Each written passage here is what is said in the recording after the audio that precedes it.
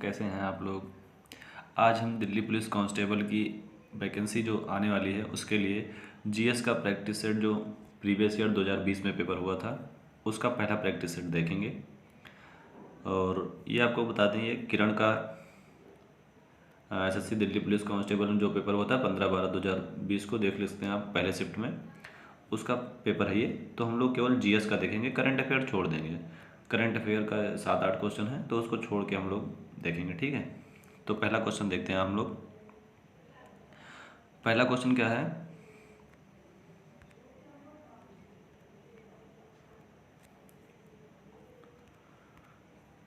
Sorry इसके लिए पहला क्वेश्चन है 1757 में भारत में किस युद्ध में अंग्रेजों की जीत को उनकी पहली बड़ी जीत माना जाता है। तो इसमें आप लोग आंसर देंगे क्या होगा। पहला ऑप्शन है प्लासी का युद्ध, दूसरा है सारागढ़ी का युद्ध, तीसरा है पानीपत का युद्ध, चौथा है बक्सर का युद्ध। तो जैसे आप लोगों को पता ही होगा कि 1757 में कौन सा युद्ध हुआ था, तो 1757 में प्लासी का युद्ध हुआ था। तो ये अंग्रेजों की पहली बड़ी जीत माना जाता है। तो यहाँ पे क्या सही हो जाएगा, प्लासी का युद्ध। और दूसरा इनका जो निर्णायक युद्ध था वो 1764 में हुआ था, जिसको बक्सर का युद्ध कहते हैं, ठीक है। ये यहाँ से याद रखेंगे। अब आगे आते हैं, दूसरा क्वेश्चन है साइंस का है। दूसरा क्वेश्चन क्या कह रहा है देखेंगे पहले। पादप कोशिका का केंद्रक एक जेली जैसे पदार्थ से घिरा होता है जो डॉट डॉट कहलाता है। तो पहला ऑप्शन है प्लास्टिडिक्स, और रिक्तिकाएं, कोशिका द्रव और हरित लव। तो ये भी क्वेश्चन आसान ही है, ये प्रीवियस ईयर में बहुत जगह पूछा गया है। तो इसमें क्या आंसर हो जाएगा, जैसे देखो केंद्रक एक जेली जैसा पदार्थ से घिरा होता है, तो जेली जैसा पदार्थ क्या है, कोशिका द्रव्य। तो यहाँ पे क्या हो जाएगा ऑप्शन 3 से हो जाएगा, कोशिका द्रव्य से घिरा होता है, ठीक है। अब आते हैं तीसरे क्वेश्चन पे, जो कि एक करंट अफेयर का क्वेश्चन है, इसको छोड़ दिया जाएगा 2020 का। चौथा भी करंट अफेयर का है और पांचवा भी करंट अफेयर का है, तो ये भी छोड़ दिया जाएगा। आते हैं छठवें क्वेश्चन पे। छठवां क्वेश्चन क्या कहता है देखते हैं। मार्च 1919 में खिलाफत कमेटी की स्थापना कहाँ की गई थी। तो ऑप्शन क्या है, पहला है ग्वालियर, दूसरा है अहमदाबाद, तीसरा कलकत्ता, चौथा बॉम्बे। तो इसमें क्या सही हो जाएगा, इसमें सही हो जाएगा बॉम्बे, क्योंकि ये जो खिलाफत कमेटी है इसका गठन जो है अली बंधुओं के द्वारा हुआ था। अली बंधु में शौकत अली थे, ठीक है। उसके बाद फिर उसमें गांधी जी ने महत्वपूर्ण भूमिका निभाई थी भारत में इसका खिलाफत आंदोलन में। इसके प्रमुख नेता अबुल कलाम आज़ाद भी इसमें थे, ठीक है, और हजरत मोहानी भी इसमें शामिल थे। तो यहाँ से काफ़ी आंदोलनकारी इसमें शामिल हुए थे। ये स्टार्ट हुआ था तुर्की में, तुर्की का कुछ मतलब राजाओं का था, तो उधर से आंदोलन शुरू हुआ था, जो जिसका जो है बड़े स्तर पर यहाँ गांधी जी ने भाग भी लिया था इसमें, यहाँ पे आंदोलन ये हुआ था। तो उसकी स्थापना बॉम्बे में हुई थी। अब देखते हैं आगे छठवां क्वेश्चन। छठवां हो गया, सॉरी सातवां क्वेश्चन देखेंगे। सातवां क्या है देखेंगे पहले। निम्नलिखित में से कौन सा स्थल प्राचीन भारत में कुत्तों के पालन का प्रमाण है। तो ये बहुत ही आसान क्वेश्चन है, हड़प्पा सभ्यता का। तो कुत्तों के साथ, मनुष्यों के साथ कुत्तों को जो दफनाया जाता था वही इसका आंसर हो जाएगा। तो कौन सा होगा वो, बुरजहोम। बुरजहोम कहाँ पे है, कश्मीर में, जम्मू कश्मीर में। यहाँ पे मनुष्यों के साथ कुत्तों को दफनाने का साक्ष्य मिले हैं, तो जिससे हम लोग यहाँ से बता सकते हैं कि कुत्तों के पालन का वहाँ पे साक्ष्य प्रमाण मिला होगा, जिससे ये हमारा तीसरा ऑप्शन सही हो जाएगा। अब आते हैं आठवें क्वेश्चन पे। आठवें क्वेश्चन पे आते हैं, क्षेत्रीय ग्रामीण बैंक किस श्रेणी का बैंक में आते हैं। क्षेत्रीय ग्रामीण बैंक किस श्रेणी के बैंकों में आते हैं। तो पहला ऑप्शन है सहकारी बैंक, दूसरा है वाणिज्य बैंक, तीसरा है लघु वित्त बैंक और चौथा है पेमेंट बैंक। तो इसमें से कौन सा सही हो जाएगा, इसमें दूसरा ऑप्शन सही हो जाएगा। दूसरा कौन सा, वाणिज्यिक बैंक के अंतर्गत आते हैं। क्षेत्रीय ग्रामीण बैंक जो होते हैं वो वाणिज्यिक बैंक के अंतर्गत आते हैं, ठीक है। अब आते हैं तीसरा, अब सॉरी नौवां क्वेश्चन है। नौवां है, रोवर्स कप निम्नलिखित में से किस खेल से संबंधित है। तो ये इसमें थोड़ा सा मिसप्रिंट है, वॉलीबॉल, क्रिकेट, हॉकी, ये तो ऑप्शन ठीक है, लेकिन ये कलकत्ता की जगह पे यहाँ पे होगा क्या, फुटबॉल। तो हम लिख देते हैं फुटबॉल। फुटबॉल जो फुटबॉल से ही संबंधित है रोवर्स कप, तो ये सही, यही सही हो जाएगा, ठीक है। और इसमें कोई ऑप्शन भी सही नहीं था। फुटबॉल सही है, रोवर्स कभी से संबंधित है फुटबॉल, ये याद रखना। यहाँ पे थोड़ा मिसप्रिंट था, कलकत्ता दे दी थे, ठीक है। तो आते हैं दूसरे क्वेश्चन पे। हाँ, अब ये 10वां क्वेश्चन है, हिमालय पर्वत की निम्नलिखित में से कौन सी चोटी भारत में स्थित है। देखो भारत की सबसे ऊंची चोटी में केटू आता है, गार्ड विनाशनी जिसको बोलते हैं, ठीक है। और उसका जो स्थिति है वो है पीओके में, पाक अधिकृत कश्मीर में है। तो उसको एक्चुअली में भारत का माना जाता है कि भारत की सबसे ऊंची चोटी है, लेकिन है नहीं एक्चुअली में भारत में, क्योंकि पीओके तो भारत पाकिस्तान के अंडर में चला गया है, तो उसको नहीं लेते हैं। तो ये यहाँ पे क्या होगा, भारत की हिमालय पर्वत की निम्नलिखित में से कौन सी चोटी भारत में स्थित है, तो वो कंचनजंगा होगा, ठीक है। ऑप्शन नंबर पहला कंचनजंगा क्या है, ये कहाँ पर है, सिक्किम में, ठीक।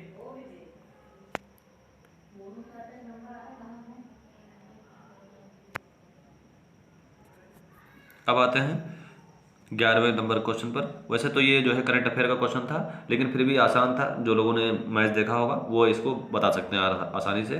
इसमें क्वेश्चन क्या था, निम्नलिखित में से कौन सा स्थल इंडियन प्रीमियर लीग 2020 में शामिल नहीं था। तो जो जो प्रीमियर लीग मतलब ये देखते हैं आईपीएल, वो जानते होंगे आसानी से। अबू धाबी, दुबई और शारजाह में मैच होते थे, दोहा में नहीं होता था। तो इसमें ये सही हो जाएगा, ठीक है। ये करंट अफेयर का था लेकिन आसान था, इसको बता सकते थे, ठीक है। अब आते हैं 12वें नंबर क्वेश्चन पे, ठीक। निम्नलिखित में से कौन केंद्रीय समाज कल्याण के संस्थापक अध्यक्ष थे या थी। इसमें ऑप्शन है 4, सरोजिनी नायडू, श्यामा प्रसाद मुखर्जी, दुर्गाबाई देशमुख और सोमनाथ लाहिड़ी। 12वां क्वेश्चन का आंसर आप लोग देंगे, तो इसमें क्या हो जाएगा, इसमें दुर्गाबाई देशमुख ने समाज कल्याण संस्थापक के अध्यक्ष थी, तो ये याद रखना है, ठीक है। ये अच्छा क्वेश्चन है। 13वां क्वेश्चन क्या है, निम्नलिखित में से कौन स्वयं सहायता समूह का लाभ नहीं है। तो इसमें पहला ऑप्शन क्या है, ऋण पर ब्याज दर नहीं, और समपार्श्विक की कमी की समस्या पर नियंत्रण पाना। तीसरा ऑप्शन है समय पर ऋण। चौथा है महिलाओं को वित्तीय मामलों में आत्मनिर्भर बनाने में सहायक। तो इसमें क्या सही हो जाएगा, ऋण पर ब्याज दर नहीं होती है, ठीक है।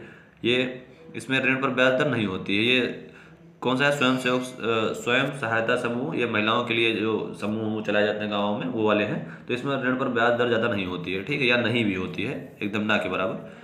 अब आते हैं 14वें नंबर क्वेश्चन पर, ठीक है। क्या है, देखते हैं क्वेश्चन, भारत सरकार का प्रमुख निम्नलिखित में से कौन होता है। तो भारत सरकार का निम्नलिखित में से प्रमुख कौन होता है, बहुत आसान क्वेश्चन है। भारत सरकार का निम्नलिखित में प्रमुख कौन होता है, प्रधानमंत्री होता है।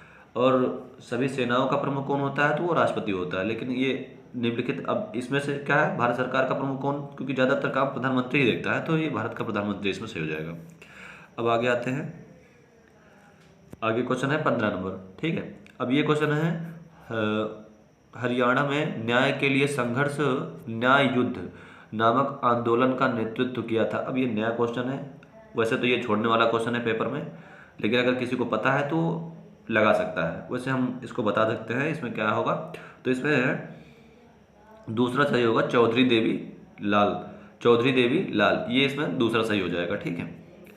अब आगे आते हैं 16 नंबर क्वेश्चन, ठीक। ये जो देखते हैं, निम्नलिखित में से कौन सा संगीतकार एक बांसुरी वादक है, ठीक है।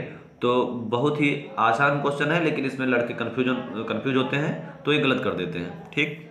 देखते हैं इसमें ऑप्शन क्या है, पंडित रविशंकर, दूसरा है पंडित हरिप्रसाद चौरसिया, तीसरा है उस्ताद अमजद अली खान, और उस्ताद बिस्मिल्लाह खान। तो इसमें क्या सही हो जाएगा, इसमें हरिप्रसाद चौरसिया, जो कि बहुत ही फेमस बांसुरी वादक हैं, और ये हमेशा याद रखना, ये बहुत बार पूछा जाता है, ठीक है, पूछा जाता है, हरिप्रसाद चौरसिया बांसुरी वादक है, ठीक है।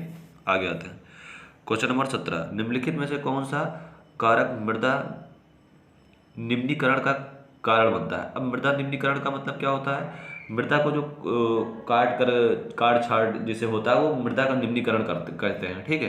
तो इसमें देखो पहला ही ऑप्शन क्या है, अत्यधिक चराई से क्या होती है, मृदा का निम्नीकरण होता है। और देखो इसमें जो ऑप्शन है वो बहुत आसान ऑप्शन बना दिए हैं। फसल चक्र से कोई मृदा को नुकसान नहीं होता है, खाद से भी मृदा को कोई नुकसान नहीं होता है, और वनीकरण से भी मृदा को कोई नुकसान नहीं होता है, ठीक है। तो इसमें पहला ही ऑप्शन सही हो जाएगा, अत्यधिक चराई के कारण मृदा का क्या होता है, नुकसान होता है, ठीक है। आगे आते हैं 18वें क्वेश्चन पे, ठीक है।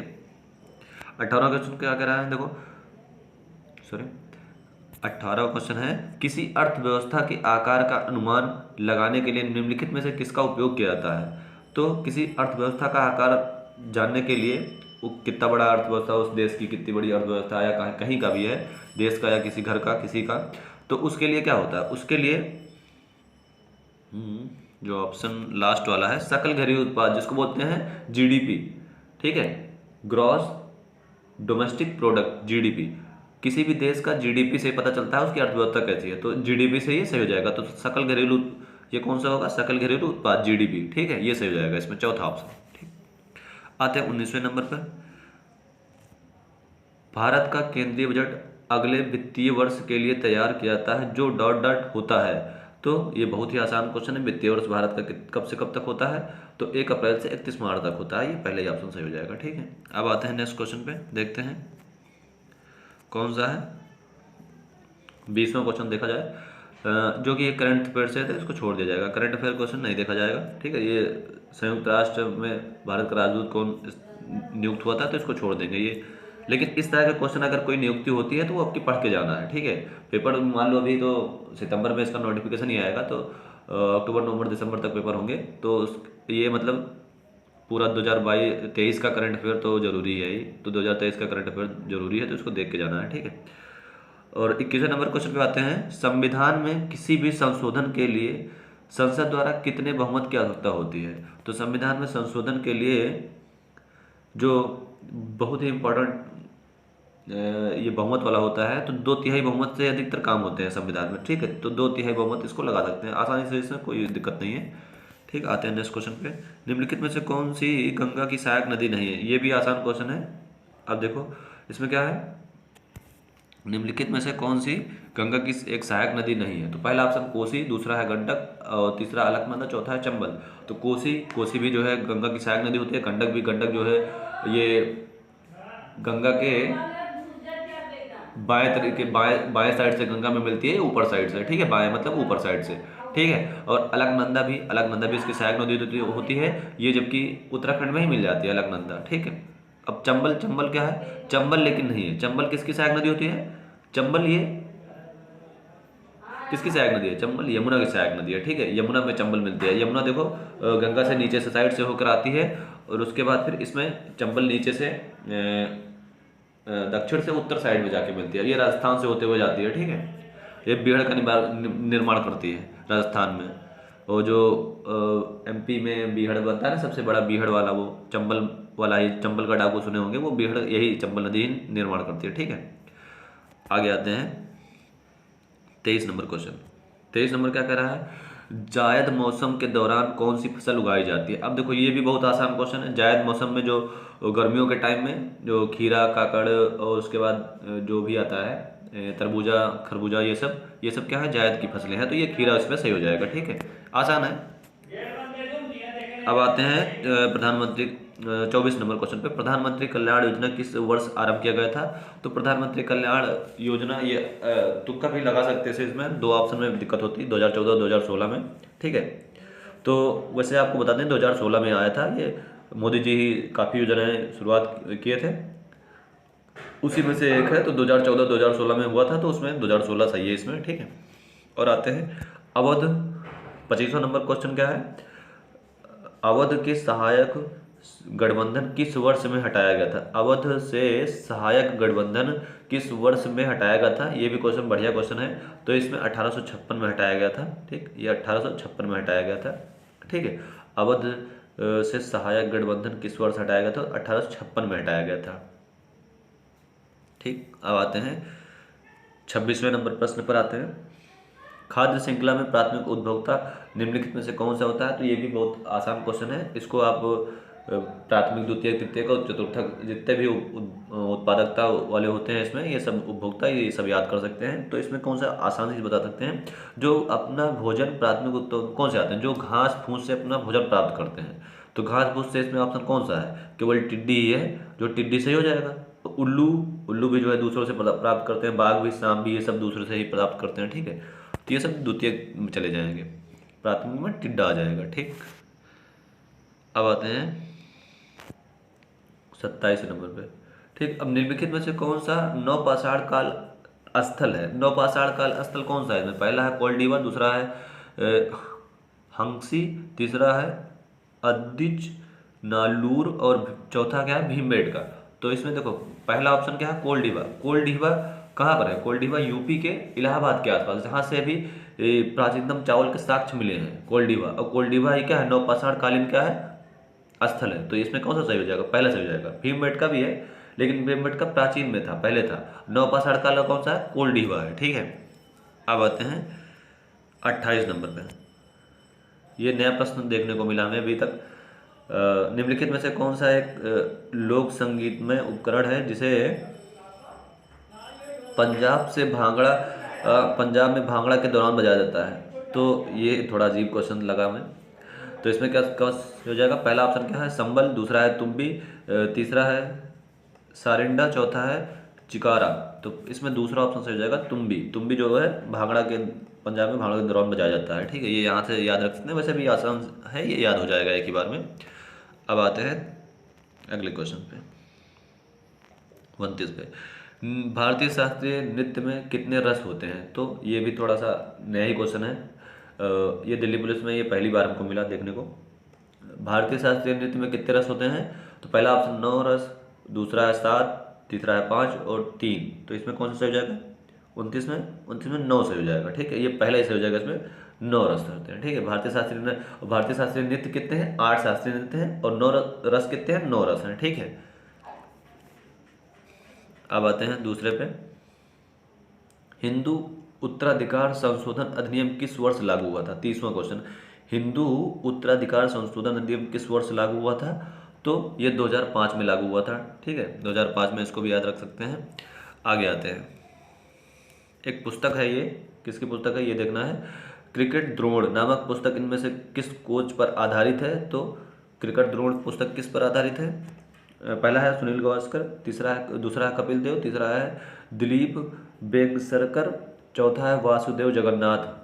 तो इसमें चौथा ऑप्शन सही हो जाएगा, वासुदेव जगन्नाथ के ऊपर ये आधारित है पुस्तक, ये क्रिकेट द्रोण। ठीक है, अब आते हैं 22वां कौन सा क्वेश्चन? निम्नलिखित में से कौन सा किला राजस्थान में स्थित नहीं है? ये भी आसानी क्वेश्चन है, ये लगा सकते हैं जो थोड़ा बहुत मूवीज भी देखे होंगे।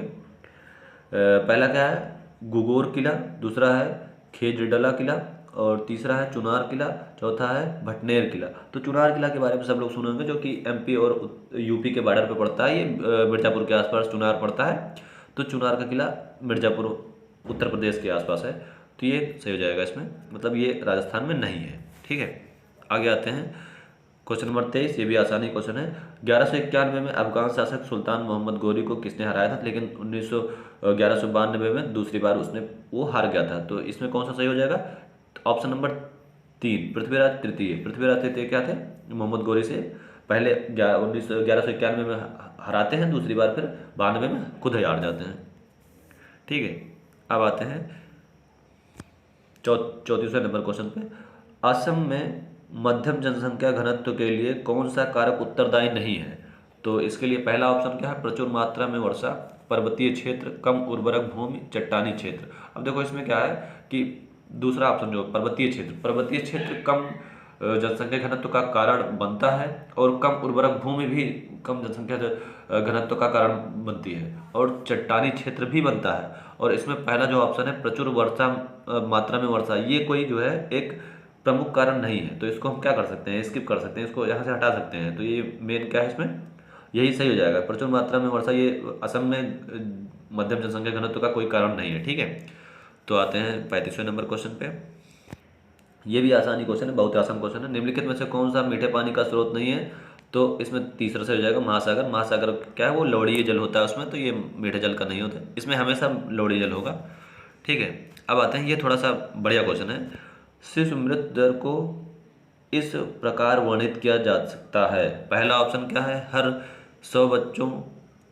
100 लोगों पर बच्चों की मौत। दूसरा क्या है? प्रत्येक 50 व्यक्तियों पर 1 वर्ष से कम आयु के बच्चों की मृत्यु। तीसरा है प्रति 1000 व्यक्तियों पर जन्म लेने वाले बच्चों की मृत्यु।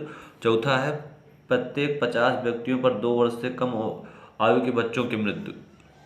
तो इसमें अगर सोचा जाए थोड़ा सा, तो लगेगा कि तीसरा सही होगा, कि प्रति 1000 व्यक्तियों पर जन्म लेने वाले बच्चों की मृत्यु, ये सही होगा, लेकिन ऐसा नहीं है। इसमें ऑप्शन नंबर 2 सही होगा। ऑप्शन नंबर 2 सही होगा। प्रत्येक 50 व्यक्तियों पर 1 वर्ष से कम आयु के बच्चों की मृत्यु। ठीक है, इसमें प्रत्येक 50 व्यक्तियों पर 1 वर्ष से कम आयु के बच्चों की जो मृत्यु है, इससे हम लोग क्या कर सकते हैं, मृत्यु दर का आंकड़ा निकाल सकते हैं। शिशु मृत्यु दर का आंकड़ा यहाँ से निकाला जाता है। ठीक है, ये याद रखना। ये अच्छा क्वेश्चन है, थोड़ा सा बढ़िया मिला क्वेश्चन। अब आते हैं 37वें नंबर क्वेश्चन पे। ये भी सही क्वेश्चन है, जो जिसको याद होगा थोड़ा सा ये बना लेगा आराम से। गोदावरी नदी की अनुमानित लंबाई कितनी है? तो गोदावरी नदी की अनुमानित लंबाई का आप लोग बताएंगे कितना है। पहला ऑप्शन है 1000 किलोमीटर, दूसरा है 25,000 किलोमीटर, तीसरा है 1500 किलोमीटर और चौथा है 500 किलोमीटर। तो इसमें क्या है, कितना सही होगा? इसमें ऑप्शन नंबर 3 सही हो जाएगा। इसमें 1400 समथिंग है, तो 1500 मान सकते हैं। ठीक है, ये आसान है। अगर थोड़ा बहुत भी पढ़ा होगा, एक बार लूसेंट भी पढ़े होंगे, तब भी इसको मार देंगे। ठीक है, आते हैं अभी नेक्स्ट क्वेश्चन पे 38 नंबर पे। ठीक है, निम्नलिखित में से कौन सा त्यौहार मणिपुर में मनाया जाता है? तो इसमें बताना है आप लोगों को। पहला ऑप्शन क्या है? एंथ्रियम, दूसरा है नोंगक्रेन, तीसरा है हॉर्नबिल, चौथा है योसांग या ओसांग।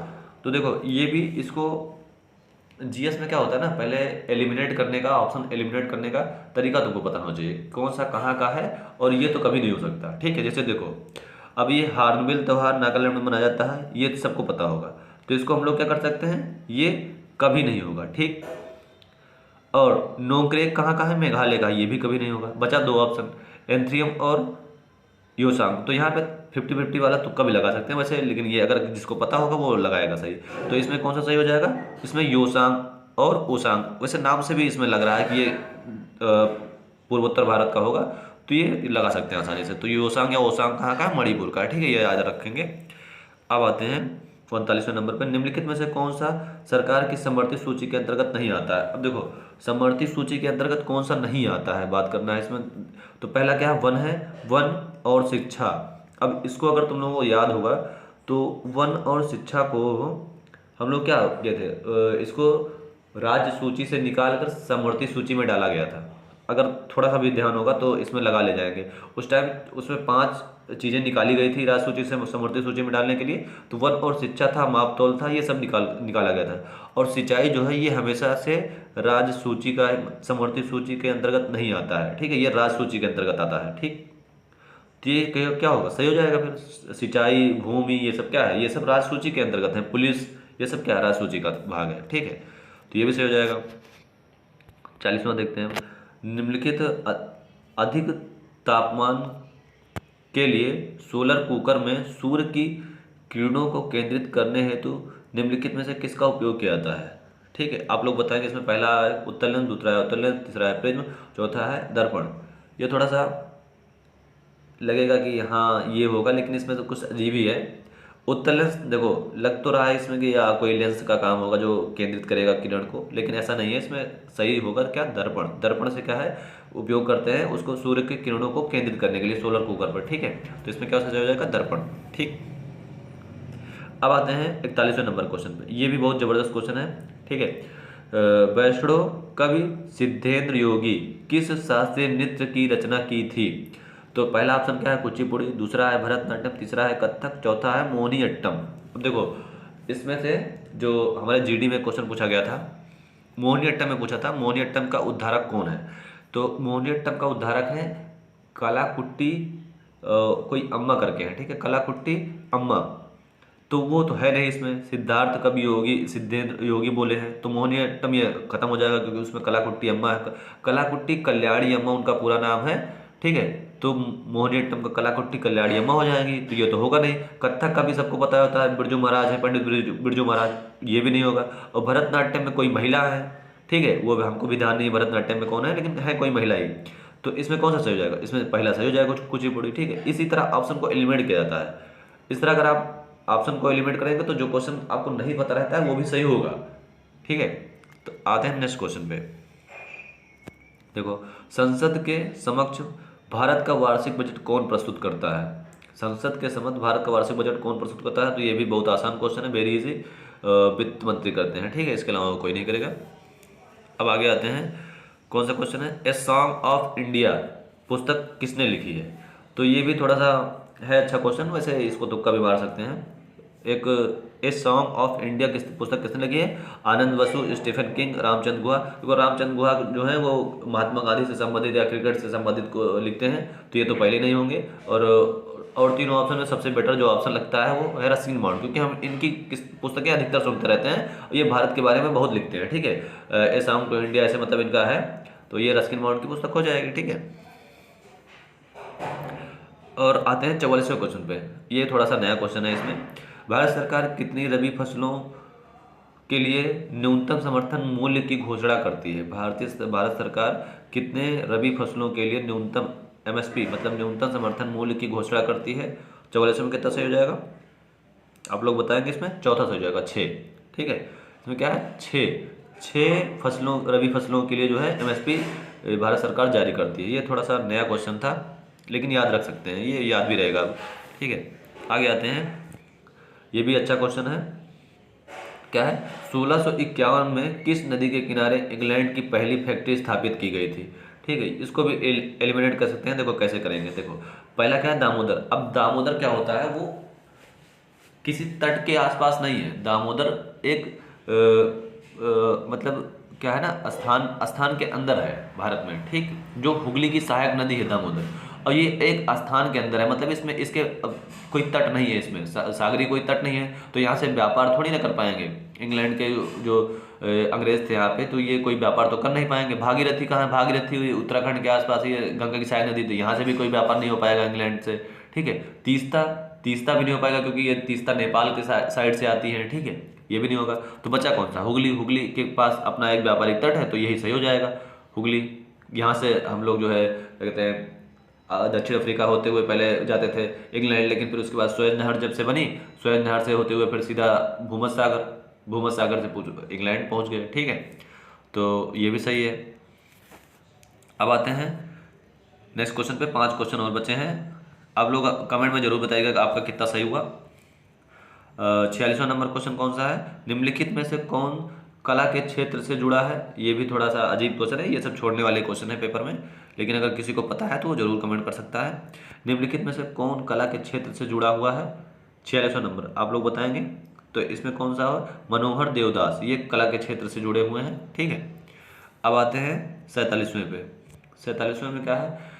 जीवाणु के कारण मनुष्यों और मवेशियों में होने वाली खतरनाक बीमारी को क्या कहा जाता है? तो देखो मनुष्यों में और जो मवेशियों मतलब पशुओं में हो, दोनों में, ठीक है। तो पहला इसमें क्या ऑप्शन दिया? छोटी माता। अब छोटी माता मनुष्यों में तो होता है, लेकिन जानवरों में शायद हमारे हिसाब से नहीं होता। खसरा भी है और इसी तरह मलेरिया भी है। तो बचा कौन सा? एंथ्रैक्स बचा, यही सही हो जाएगा इसमें, ठीक है। ये भी एलिमिनेट हो जाएगा, आसानी से इसको मार सकते हैं, सभी कर सकते हैं इसको, ठीक। आते हैं 48वें पे। अब 48वां का ये करंट अफेयर से संबंधित है। शिक्षा और साहित्य और शिक्षा के क्षेत्र में पद्म विभूषण 2020 में किसको मिला था? तो इसके लिए 2023 में पद्म विभूषण मिला है, पद्म भूषण जिसको मिला है, ये सब देख के जाया जाएगा, ठीक है। तो इससे क्वेश्चन जरूर बनेंगे। अब की 5-6 लोगों को मिला है लगभग, उसमें पद्म विभूषण में ये भी नेता है, ठीक है।